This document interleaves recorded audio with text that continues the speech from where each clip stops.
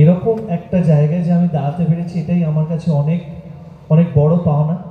আর তাছাড়া এটাই বলতে চাই যে একটাই দুঃখ থেকে গেল যে ওনাকে কখনো সাক্ষাৎ দেখা হলো না, দেখা হলে হয়তো অনেক কিছু শেখা হতো, কিন্তু উনি যে আমাদের জন্য ছেড়ে গেছে সেটাকেই বাইবেল মেনে আমরা এগিয়ে যাচ্ছি।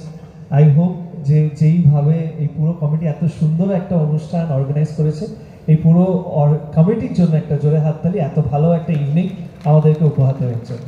Thank you so much. অনেক অনেক ধন্যবাদ। এবারে তৃণা। প্রথমে ধন্যবাদ জানাবো পুরো কমিটিকে, আঙ্কেলদেরকে আমাদের এখানে ডাকার জন্য, তো থ্যাংক ইউ ভেরি মাচ।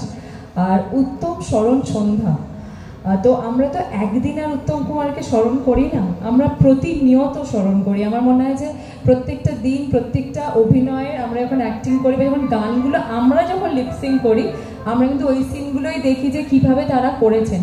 আমরা কোনোটাতেই মানে এক বিন্দু মাত্র আমরা করতে পারবো না বা তার ধারে কাছে আমরা নেই, কিন্তু আমরা কিন্তু যে চেষ্টাটা, যে বলে না যে তোমার আইডল, সেটা কিন্তু আমাদের জন্য উত্তম কুমারই। আমার মনে হয় যে প্রত্যেকটা অভিনেতা অভিনেত্রী সবার জন্য তিনি।